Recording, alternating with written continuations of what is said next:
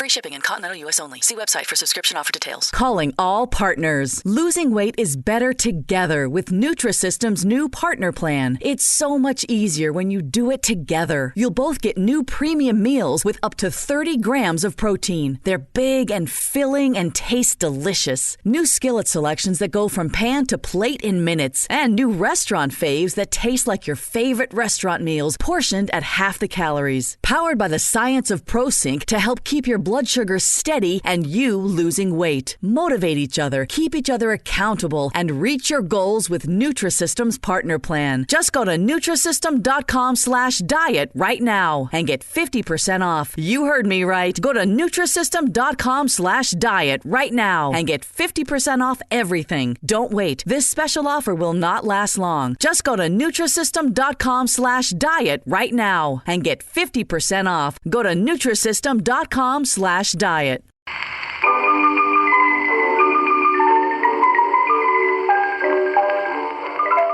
moms and dads.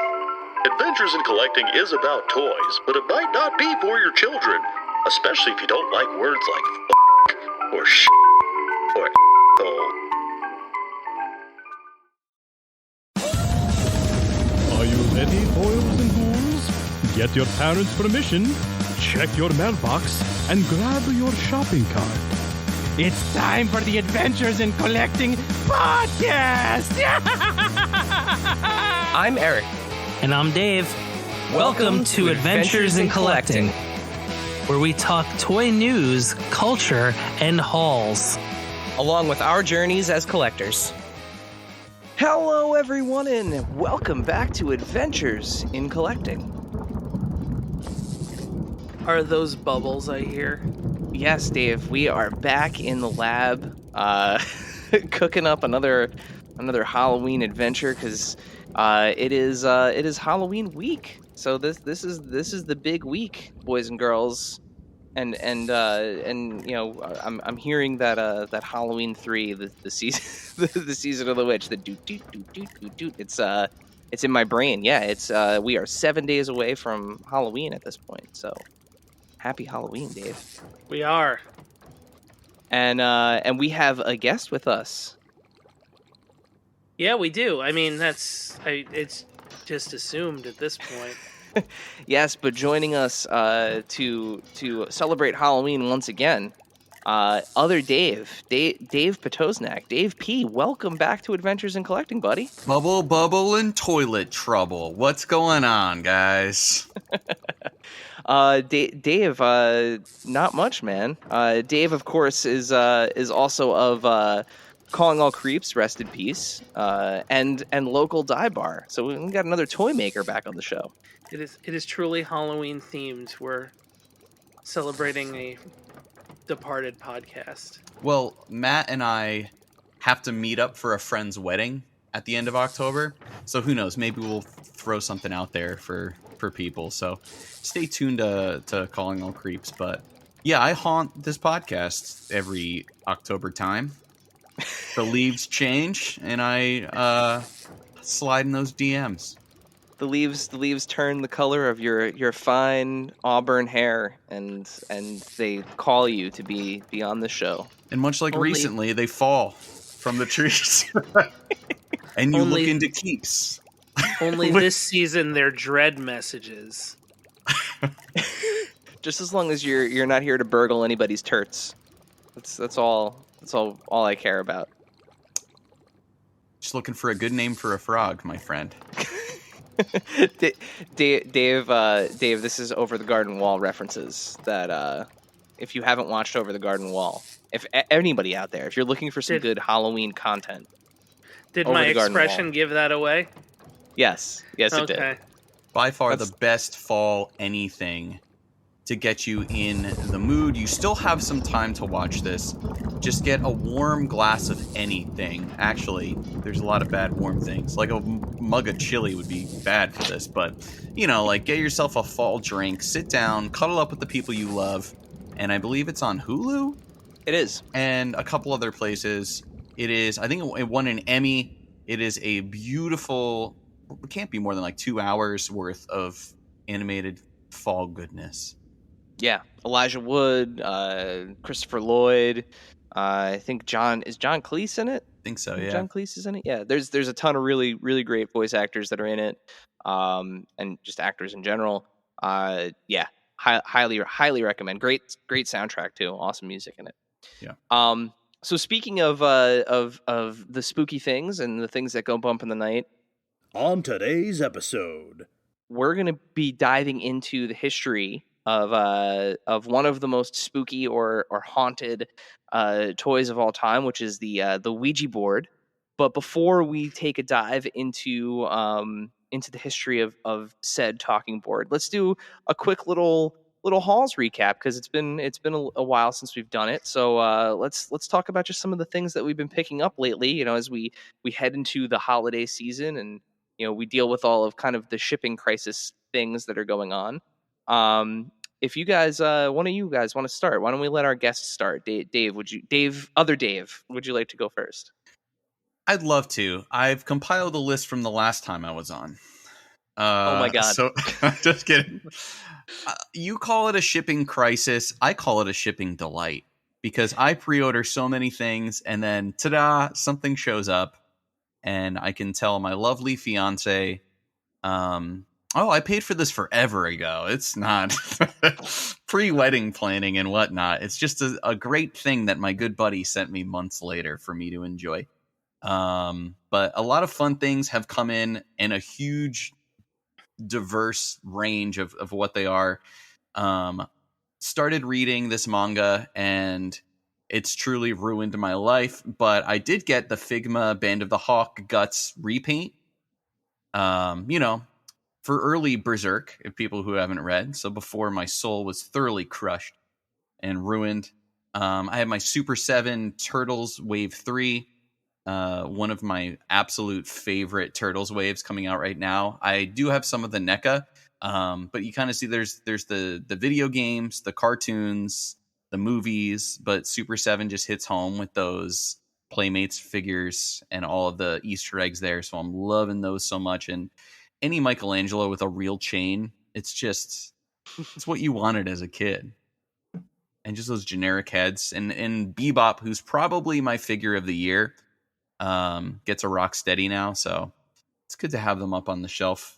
Pokemon Select Greninja, was able to find him thanks to shout out to the links in the Adventures in Collecting Instagram bio. Was able to get that. Incredible figures. These are the figures I would have killed for as a kid. Greninja didn't exist then, but so happy to add him to my collection. And very excited to start hunting for that Articuno. On top of that, because I do way too much Pokemon stuff, had to get the Moncel, which I believe is Tomy Gigantamax Pikachu. It's just a big fat Pikachu. He's just got a big ass, and he's ready to party. He's got red clouds around his head. It's a lot of fun. Couldn't pass up on that. I got pre-ordered some Bodega stuff over at Super 7 as well. Always love that. The Ultimate McCready, because I am a huge Kurt Russell fan. NECA, I know you're listening to this. I know you're already planning your Big Trouble in Little China figures, which you can just send directly to me. Which McCready did you get? Did you get the one with the flamethrower or yes. the first one? Flamethrower. Okay. But actually both. But the Ultimate is the one with the flamethrower. The other one's going to stay in the box because that's one of the greatest horror movie posters of all time. And it's holographic and beautiful.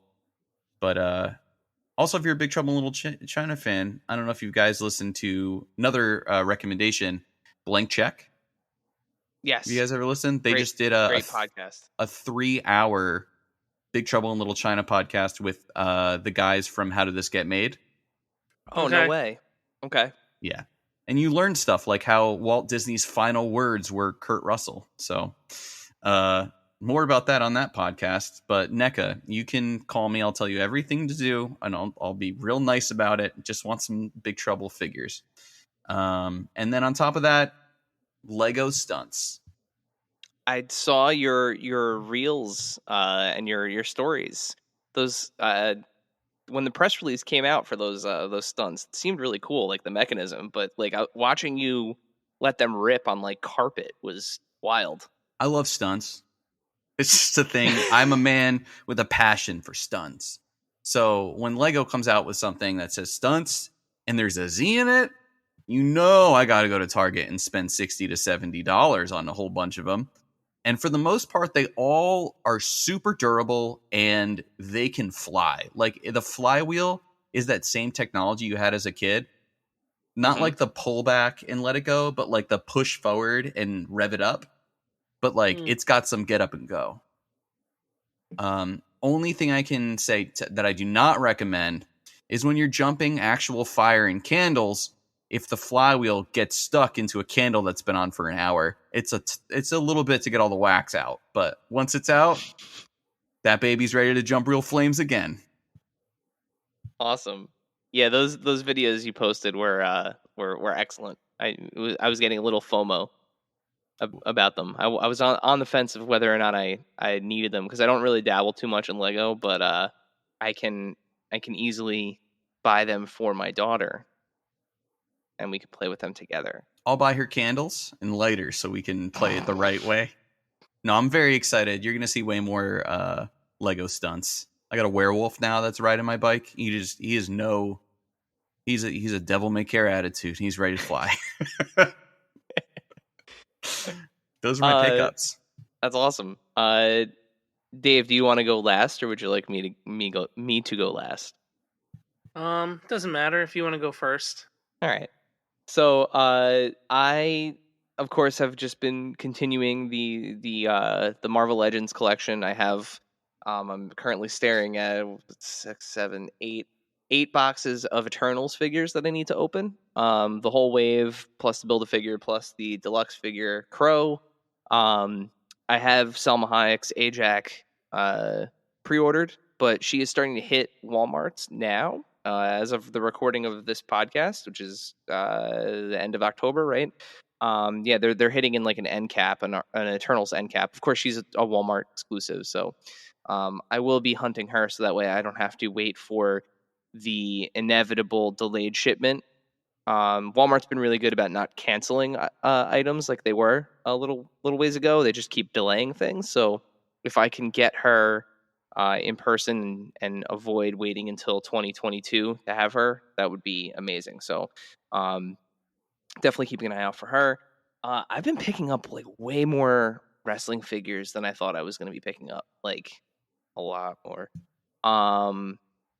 AEW, WWE, just I've been watching so much wrestling on TV, man. It's just I blame both my brother and how good the toys have been. Yeah, there's so much wrestling. I've been going back on Mercari and buying some older wrestlers that I wanted. I just picked up the Matt Hardy because I picked up the Jeff Hardy and Triple H 2-pack, the Elite 2-pack, which is awesome. With the Intercontinental title they come with, but it's awesome because Jeff comes with the tank top, the like purple and green Hardy Boys tank top, the basketball jersey. Yeah, the basketball jersey that Matt Hardy is actually wearing when he like accompanies him to the ring. So I'm currently looking at my Jazzwares, like current Matt Hardy rocking the basketball jersey, standing next to Jeff Hardy, and like my brain is just thinking like, oh, wouldn't it be awesome if like they got one more chance to like tag together. Brotherly love. But yeah, I speaking of Mercari, I grabbed the Bootios New Day 3-pack from a couple years ago. I got a really good deal on it. I think I actually paid under what it was retailing. And it was new in box. So was happy to have add the 3 of those. Real quick, anybody watch the Undertaker New Day Netflix special?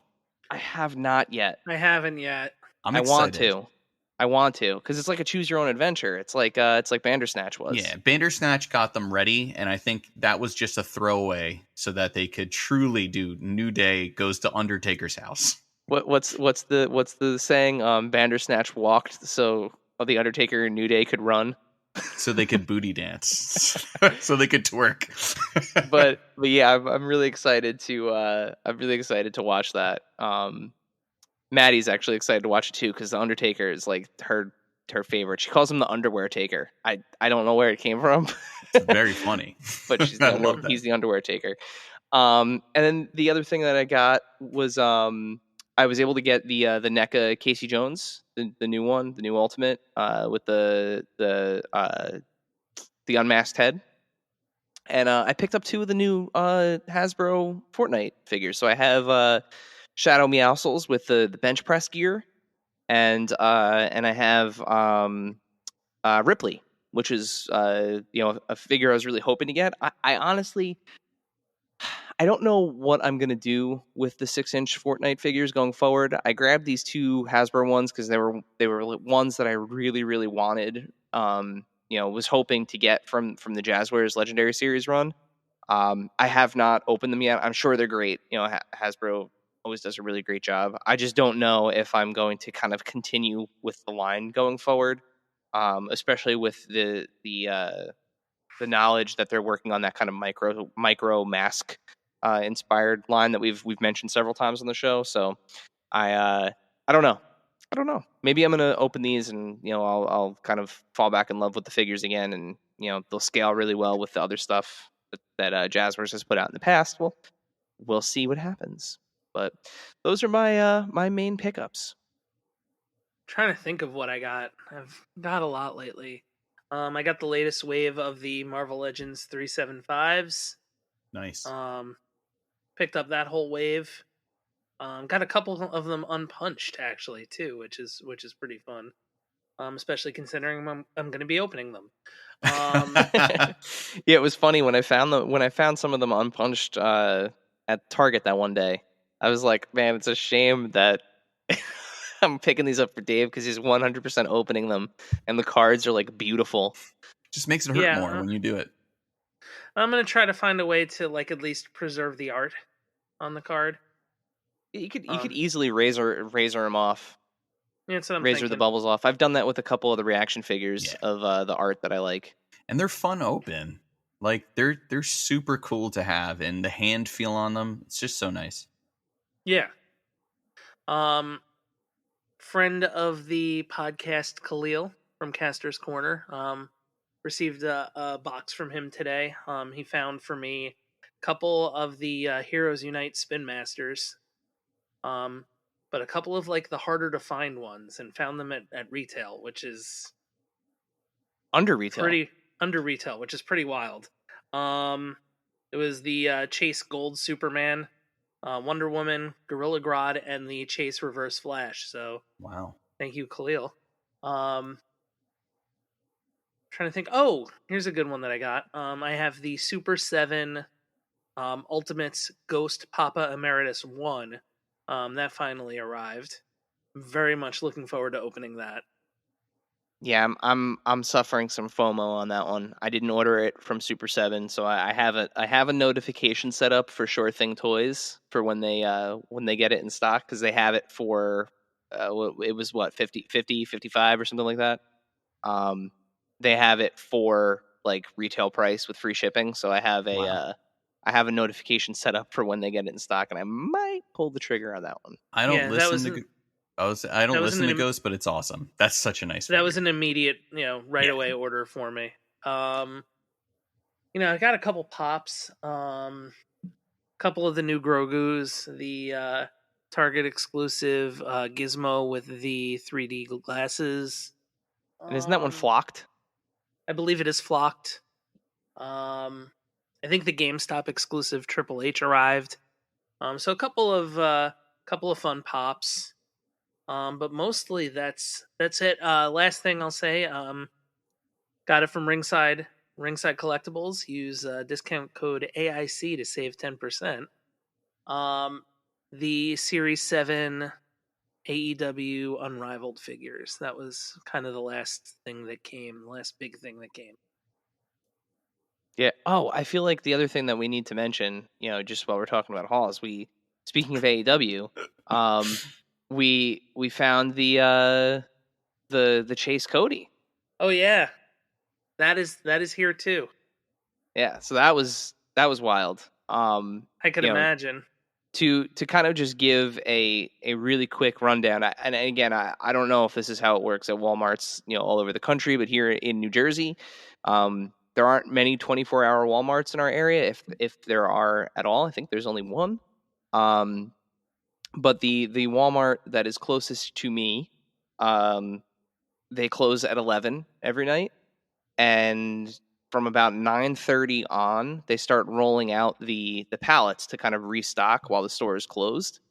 And a couple of us local collectors have called it pallet diving recently.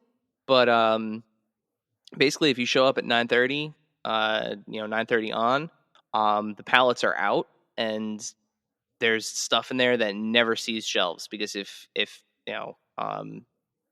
you're not getting to it, whoever is stocking the shelves is getting to it, or whoever is getting there first thing in the morning is getting to it. But either way it goes, it does not really get to live on the pegs. And I found unopened cases of Unrivaled figures, and I opened them. Just I knew Dave was caught up, and they didn't have any of the it wasn't any of the waves that I was looking for at the time. But I popped open one of the cases, and sure enough, Chase Cody Rhodes. And it's the first time I've either of us have seen a Chase in person, and I have to say, like, I talk about adrenaline. My heart was racing, because I mean it's it's the 1 of 1,000, right? Wow. Yeah, I think it was the last 1 of 1,000 series. And there are, of course, rarer Jazzwares AEW figures. Those series The 500s. 1. Yeah, the 500s, and then just the series 1 figures are obviously no longer in production, so those are extremely rare. But it was surreal to be holding something that was 1 of 1,000, like knowing that, like, okay, there's less than 999 of these out there at this point, because you've seen a couple online, other people have gotten them, you've seen ones that are open. So this was coming straight out of the case. It was crisp. The the card was perfect. And again, huge shouts to Ringside, who sells the awesome figure defenders, the case defenders for the line. So we were able to secure him up pretty quickly. Beautiful figure. It's a damn shame that it's so rare, because it is a gorgeous figure. It's got a great soft goods design shirt in there. The orange deco on his pants is fantastic, and technically it's the first appearance of the neck tattoo, right? That's before the Ringside exclusive TNT one. And what a neck tattoo it is. Boy, is it. It is there. Yeah, but it super cool figure, and it was an awesome experience. And I've met some really other really cool collectors. Some of the nights going in there, lots of Hot Wheels collectors. I've had a lot of conversations about Hot Wheels, which is something that's just like beyond me. But met some really cool collectors who do similar, have kind of a similar tactic in the area, as well as a couple of like the late night Walmart employees that are seem to, at least again in this area, they're much more willing to help.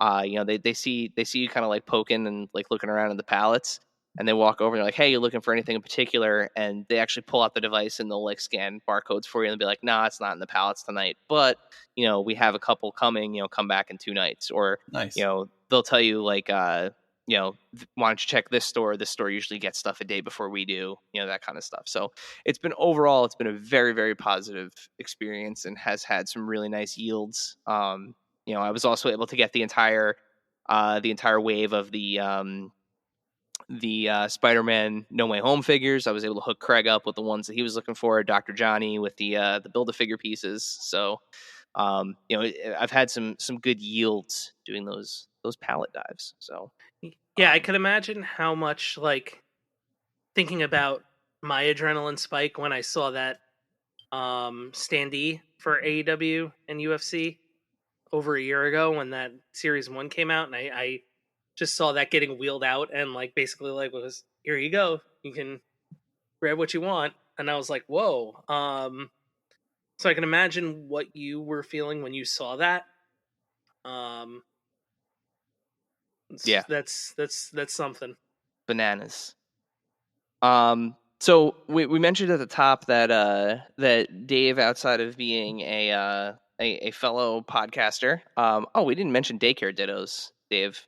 Yes. Also of Daycare Dittos for you Pokemon fans out there. Daycare Dittos dives into a Pokemon every week. So or an evolutionary, right? Like Yeah. you do the whole We're doing like, evolutionary every line. Pokemon from 1 on. So we So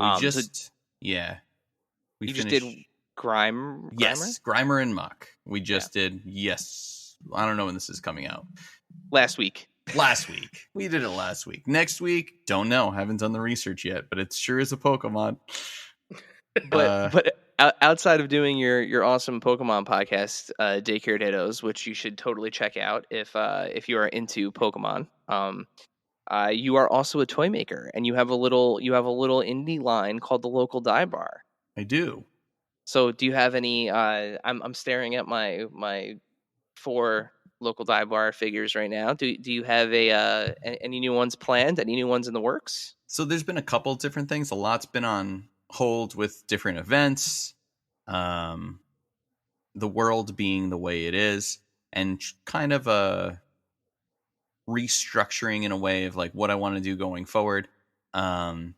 So there's been a few. We did a bootleg toy show in Somerville, with thanks to Lou Morg of Critical Hit Tattoos, Playful Gorilla, a couple other people were there. It was a lot of fun, and just kind of like seeing the bootleg toy world as like a one-off kind of like art piece thing was what I originally got started in when I was collecting. So it's something I'm looking forward to.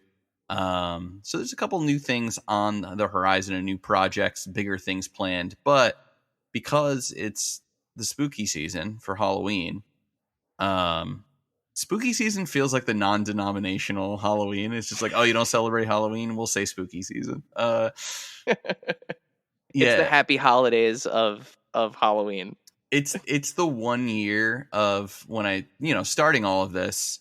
So I did do kind of like a repaint, what I've learned now, fresh look at Gilly Idol, who's really the mascot of the line, the man who, well, not man, the monster who tends bar at the local dye bar, the creature from the Black Lagoon as kind of a grizzled old punk.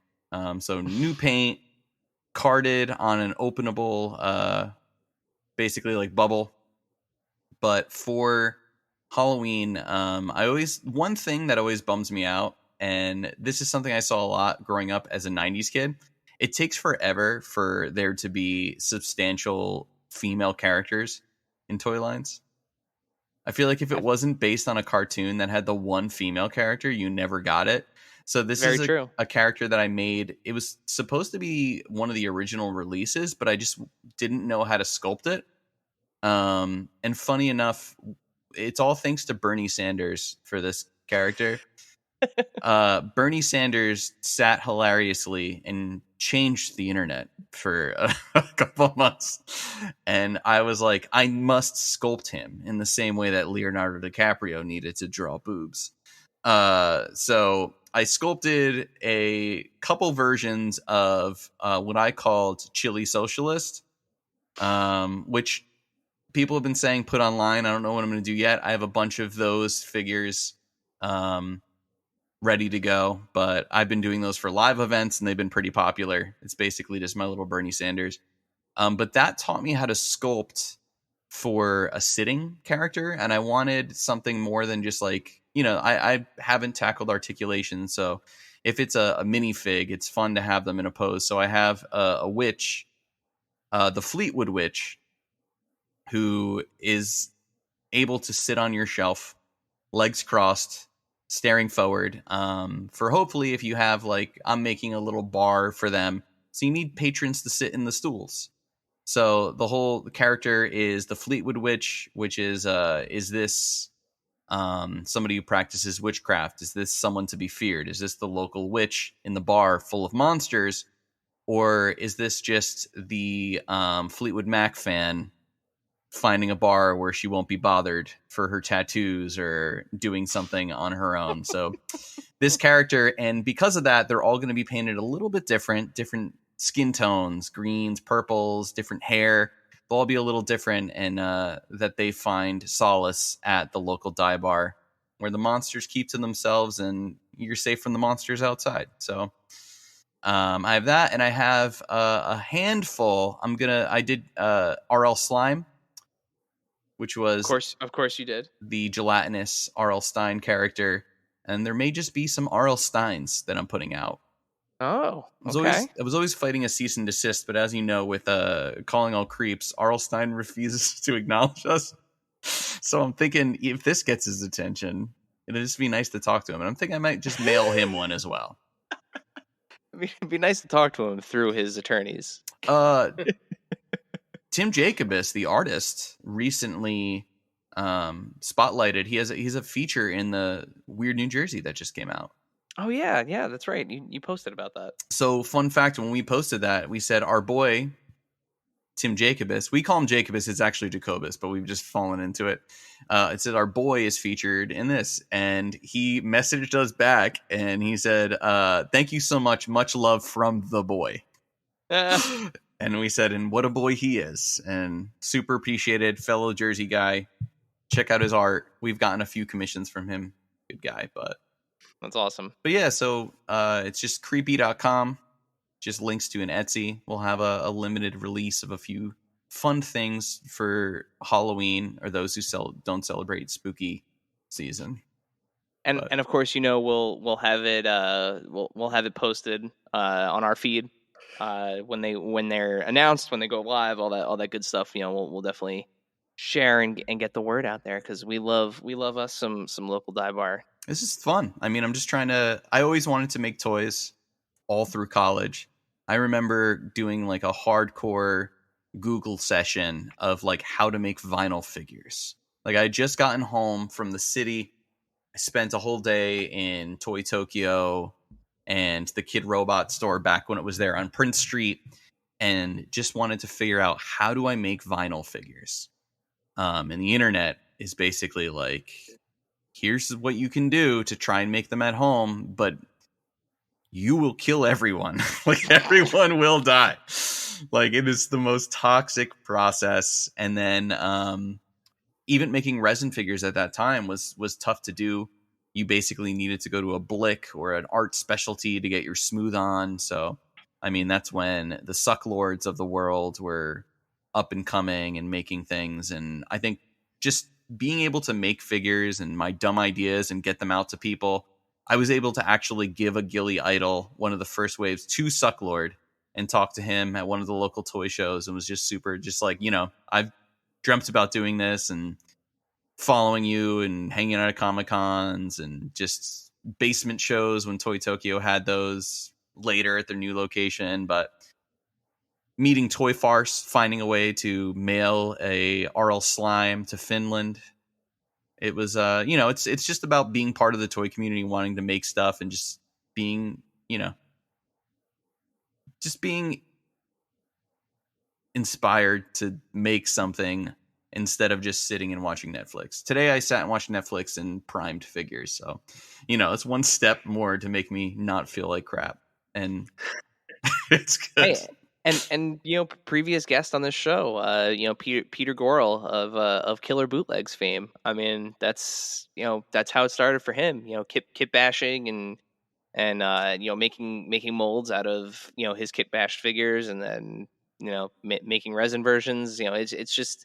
It's awesome. To watch you and see these new figures come out, and each one is better than the last one. So shout out to him too. That episode was huge. Shout out to you guys and him. That episode, I remember driving to my last job, which was not great. And hearing that, a lot of people told me, like, just make the same thing, paint them different, just like spray paint, make a mold, do whatever. And then people will buy them for this much. And you can just put them on a card and just keep putting the same thing out. You'll make a good amount of money. And I was like, I don't want to do that. And it was one of those things where it's just like, how do you keep inspired and keep going? And that after listening to that episode, I think I texted you. I'm like, I'm ready to run through a wall. Like, that was like the inspiration I needed.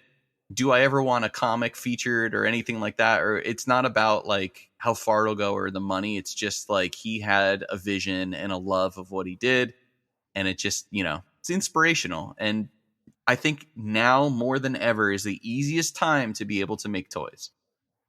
And if you're inspired, reach out to people.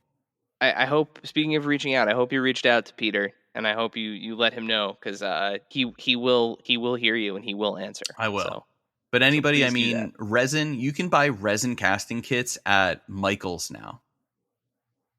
3D printers are not as expensive as you think.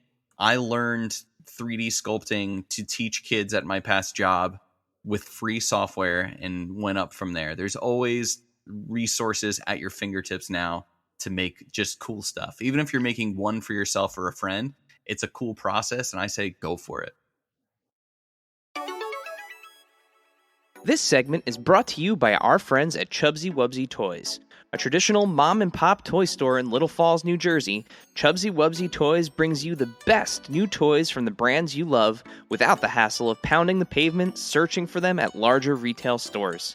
Visit them in person at 106 Main Street in Little Falls, New Jersey, or online at chubsywubsy.com. That's CHUBZYWUBZZY.com. And tell them Adventures in Collecting sent you. So, speaking of toys and kind of evolution and, and seeing things kind of blossom into something that was maybe not what it was intended to be, maybe something a little bit bigger and better than intended. I feel like now is a good time to transition into our main topic, which is the Ouija board. Yeah. So, in thinking about, we had gotten back and forth and we're kind of thinking about how we wanted to approach Halloween this year, looking at our past topics and things that we've done. I figured this story is kind of interesting because I actually didn't know a lot about the Ouija board, and it's just one of those things that's like so present in pop culture, especially, we all enjoyed horror films. It's played roles in, it's been the starring role in horror films, and it's played, pretty big supporting roles in some big horror films. It's even had its own movie. Yeah. Two of them, I think. Yeah. And it's found its way onto flash sheets across tattoo parlors as well. That too. It's iconic.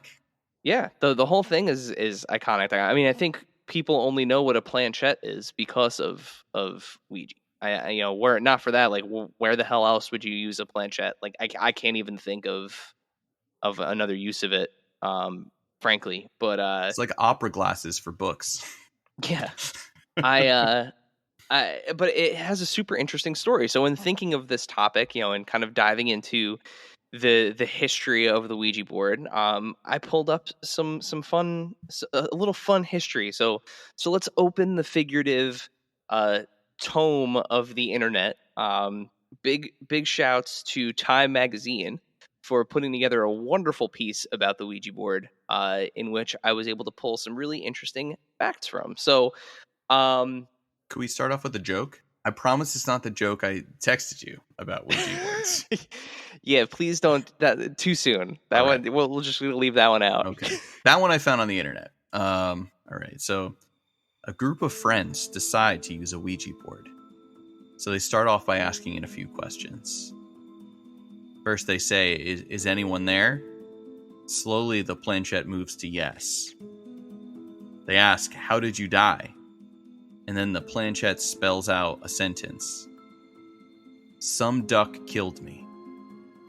The friends look at each other confused, and they say, you were killed by a duck? The planchette moves slowly and says, sorry, autocorrect. Must be a recent death. Yeah. Very, very recent death. So, Dave, that joke was a perfect segue to the true origin of the Ouija board. So, not the Ouija board was not originally invented to be a game. So a product of its times. The Ouija board was actually something that was invented to kind of capitalize on, at the time, the United States' growing fascination with the spiritualism movement. And that's not necessarily kind of a, when I say spiritualism, it's with a capital S. So it's not like, just kind of the exploration of faith or anything like that. It's actually this movement that was connected to seances and kind of mysticism, right? So in upstate New York, which is not far from us here in New Jersey, the world famous Fox sisters had recently risen to stardom because they were conducting seances in their home, and they were inviting people in, and then eventually went on tour. And they appeared to communicate with dead by asking them kind of simple questions and having them kind of rap answers on the wall. And while this eventually turned out to be a complete farce, it really kind of kindled this feeling in a lot of people who, you got to remember, this is the late 1800s. We're talking about the 1880s, 1890s.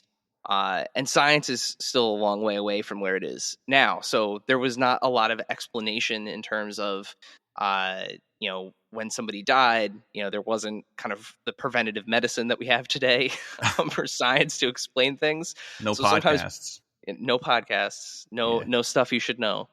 So like sometimes people would just drop dead and there was no explanation. So people didn't have an opportunity to kind of have closure or anything. So these experiences, these seances, while they were definitely a little opportunistic and took people for a ride and took a ton of their money, at the end of the day, they were kind of providing a service to people where they were, right? Like it's kind of funny though that it's just like, well, grandma died, and then they're like, well, here's Monopoly. So here's the crazy thing, right? So like prior to that, it was, well, grandma died.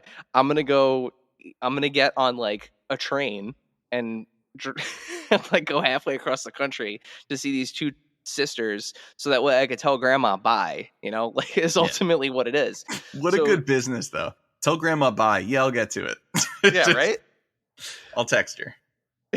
So, what's really interesting is the Ouija board. The people that created the Ouija board was like, wait a second. Don't get on a train. We're gonna sell you a thing so you could talk to grandma at home. Because people were looking for a way to have kind of these similar experiences. And like I mentioned, science was not in a great place at the time. Medicine. The average lifespan of a person at the time we're talking about here was only 50. So again, like, people were looking for ways to kind of reach this level of closure. Kind of cool though, short and sweet. I mean, make the most of your time, right?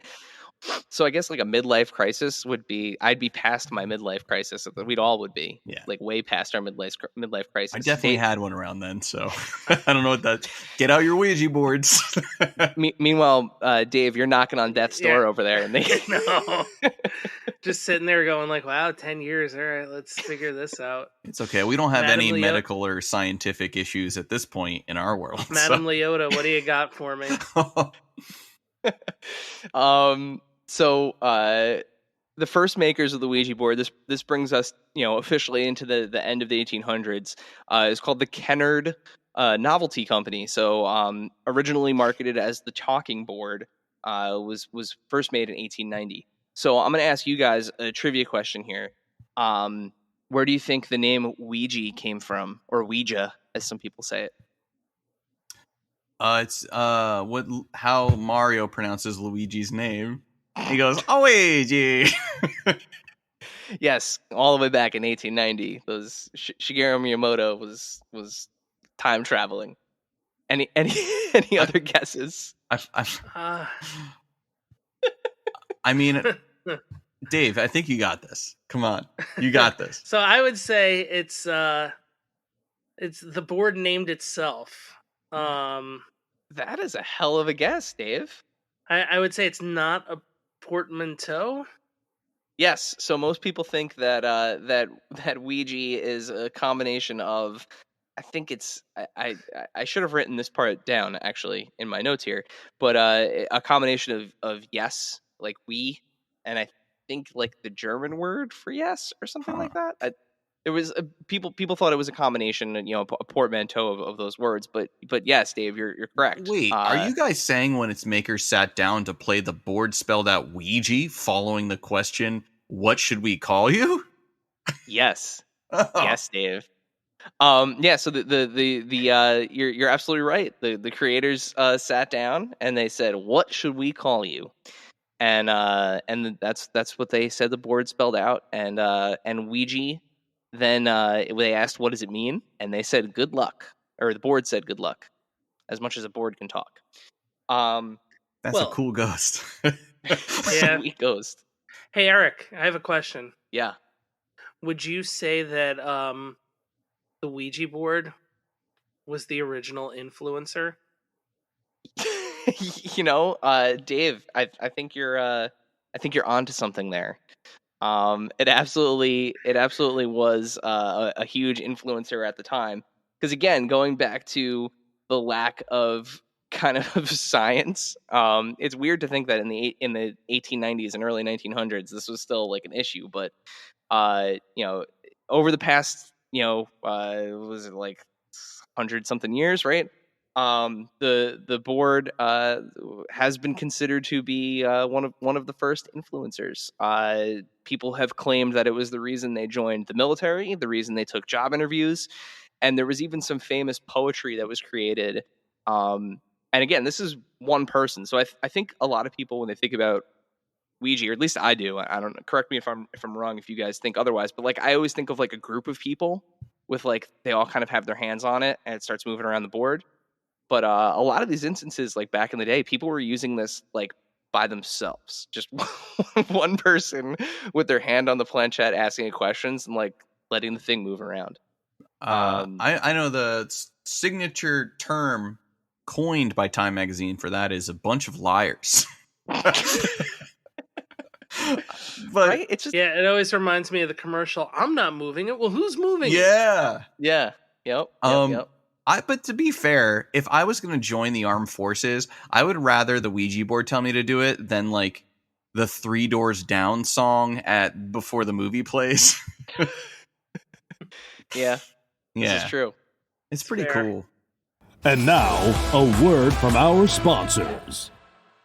Almost 90% of women have cellulite. And guess what? It's not their fault. We don't choose cellulite, but we can choose a different way to treat it. Meet Quo, collagenase Clostridium histolyticum, AAES, the first and only FDA-approved prescription injectable for moderate to severe cellulite in the buttocks of adult women. This non-surgical treatment is injected by an aesthetic specialist in 10 minutes or less. Individual results may vary. Do not receive if you are allergic to any collagenase or ingredients in Quo, or have an infection at the treatment site. May cause serious side effects, allergic reactions including anaphylaxis, and injection site bruising. Seek medical help right away for any signs of allergic hypersensitivity. Tell your doctor about all your medical conditions, if you have a bleeding condition, or take medicine that prevents clotting. Most common side effects include bruising, pain, hardness, itching, redness, discoloration, swelling, and warmth at the injection site. Ask your doctor about all possible side effects and for product information. If you're ready to get to the bottom of your cellulite, learn more and find a specialist at Quo.com.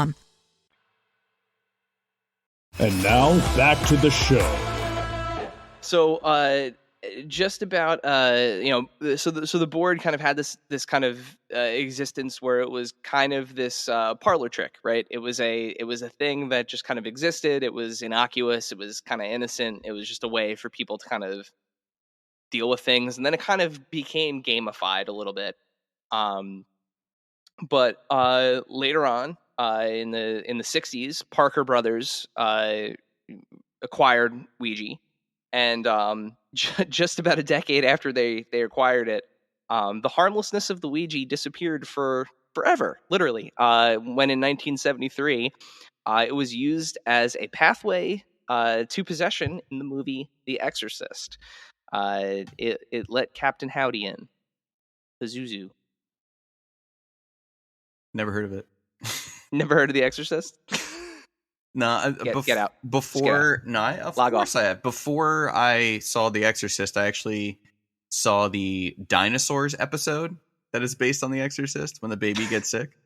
Yes. That was weirdly my first exposure to that movie. You could watch that right now on Disney Plus if you so desired. You could I don't, but thank you. I tried it. watching the first episode of that show. It is weirder than I remember it being as a kid. Very, very strange show. So following The Exorcist, and of course that film was like a global phenomenon. You know, people were storming out of theaters. People were like losing their minds over it. Overnight, the board game suddenly became associated with demonic possession. And you know, here we are 50 years later. The board is still banned in many places. People have like ceremonial burnings of the board, along with like copies of like demonic or satanic texts. That very, very fictional, not real film really kind of changed the trajectory of that board for the rest of its existence. But so I wanted to say that that stopped. People aren't burning them as much now, but the trajectory has changed. By any chance, have you checked the Ouija board's Amazon reviews? Oh no, I haven't. Have you? Oh my. So, Ouija boards, no matter what website you can buy them on, have a very skewed review. Usually dipping towards the 1 star. And sometimes you'll get 1-star reviews that say things like, the Bible says not to seek out wizards, soothsayers, sorcerers, spiritists, nor to mess with any form of witchcraft or divination, and whole long things about what Jesus, blah, blah, blah. Again, it's nothing religious. This board is. Then you get other ones where 1 star, help, my son won't stop puking. And there's a whole bunch of stuff there where it's like, I recently bought this for my 8-year-old son as a gag gift. Worst mistake of my life. I've never believed in this paranormal activity, so I've decided to be a wholesome gift. Never again. So there's a ton of these. And then every now and then you get some real gems of people that are kind of trying to help out Hasbro. Give a 5-star review. Put something fun in there. So you get Mike, who wrote a fun game. Get it. Great game. Conjured a few farts. 5 stars. Or this one's only 2 stars from LB Taylor, who said, did not give correct lotto numbers. Bummed. Sarah Crow gave 5 stars and said, bought this for my daughter and she loves it. Has used it to summon so many demons. Well worth the money. And then my favorite, which I don't know how to pronounce their name, so I'll just say it's 5 stars. Title is Makes Jerks Disappear.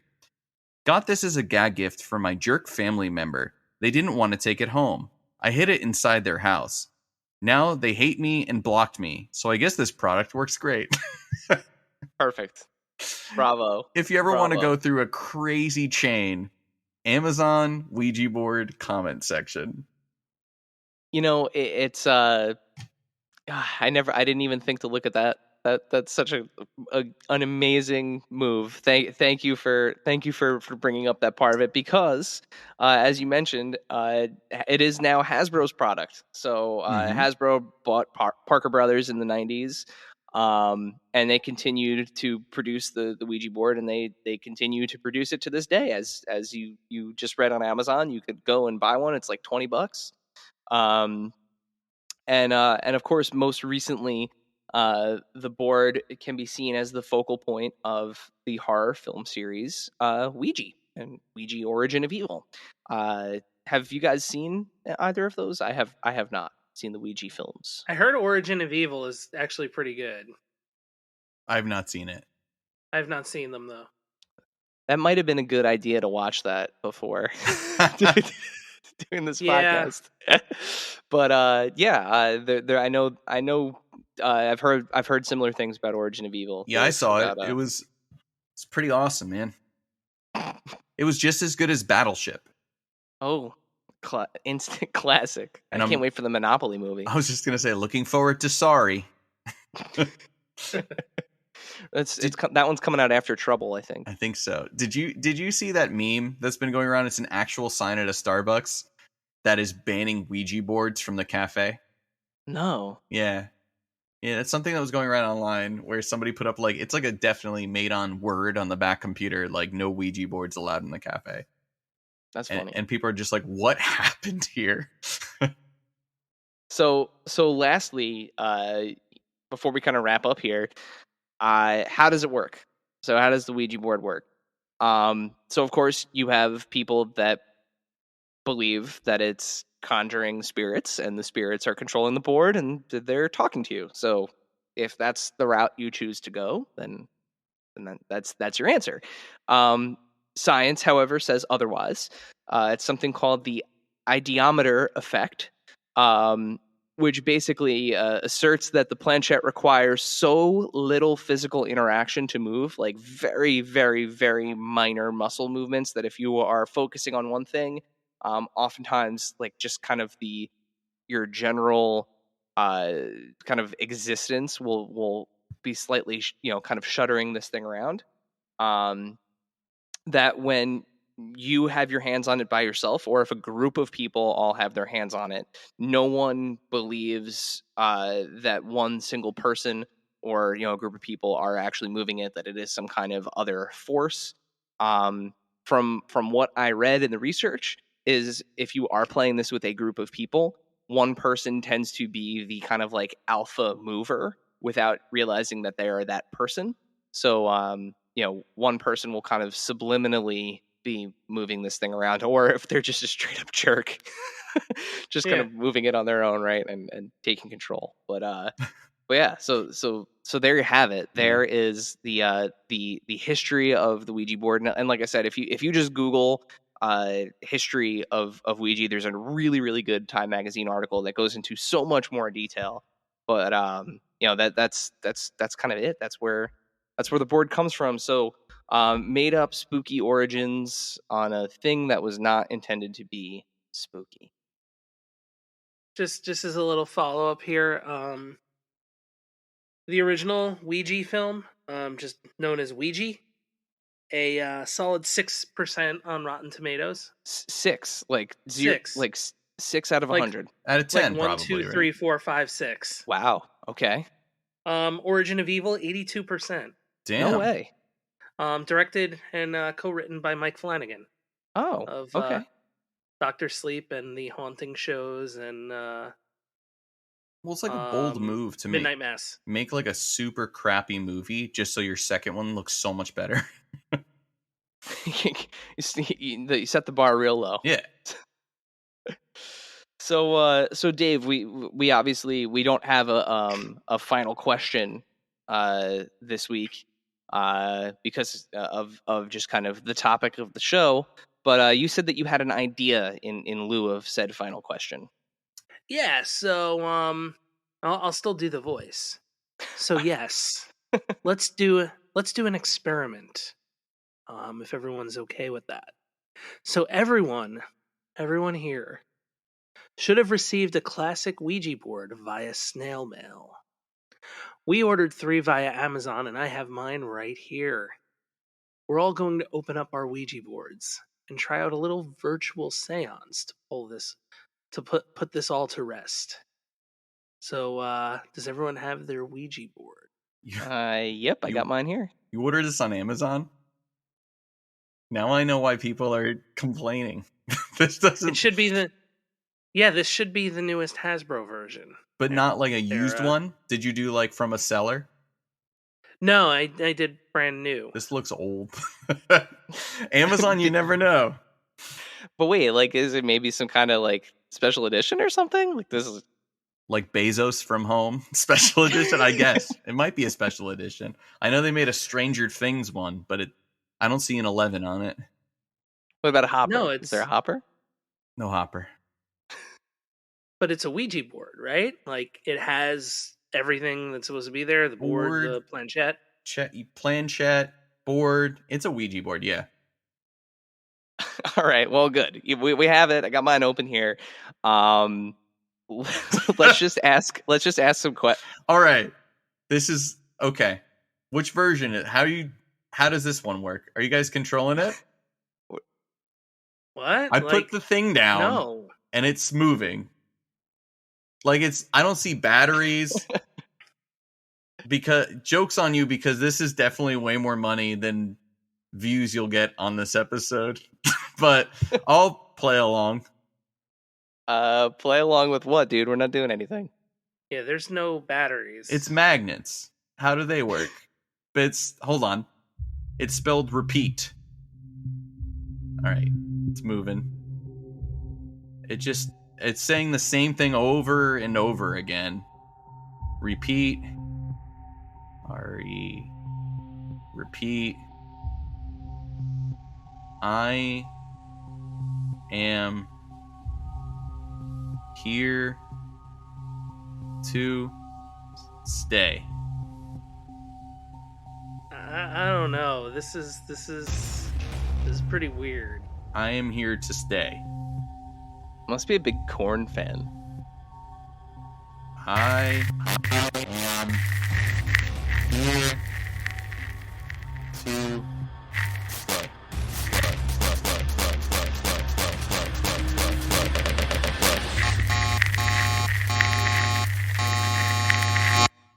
stay. Dave? You there? Why, good day, gentlemen. David here. Dave? What happened? I prefer David. But what happened? Why, that's a very long story for another day. More importantly, I must thank you two gentlemen for finally granting me a corporeal form. I've always wanted red hair, though these cats here are questionable. I've always fancied myself more of a dog man. So much to do. So much to do. Yeah. Hilarious. All right, you got us, Dave. Listen, this makes for terrible radio. Can we just play with our Ouija boards now? Oh, sir!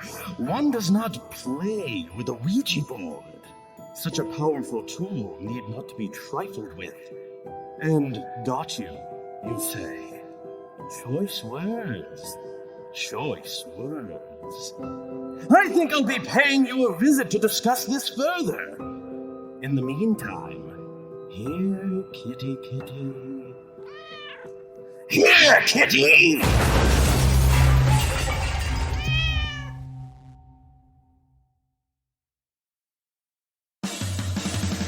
Thank you, dear listener, for hanging out with us today. Subscribe, rate, and review us wherever you listen, and then tell your friends to do it.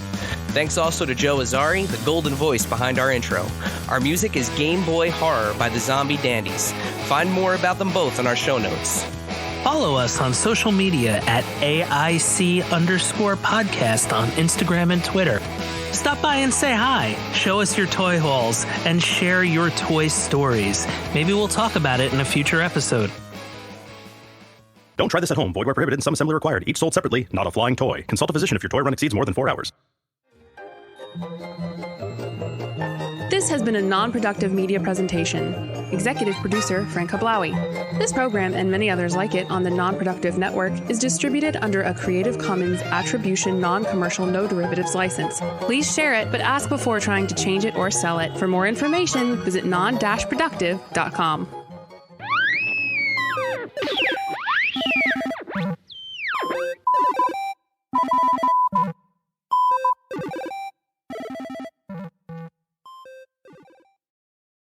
You should be saving for the future, but savings accounts suck, and investing can be scary. We combine the ease of savings with the real returns of investing. We call it Save Vesting, and it's only available in our new app, Stairs. Stairs offers 4 to 6% returns, no fees, and you can withdraw anytime. Do your future a favor. Visit stairsapp.com today.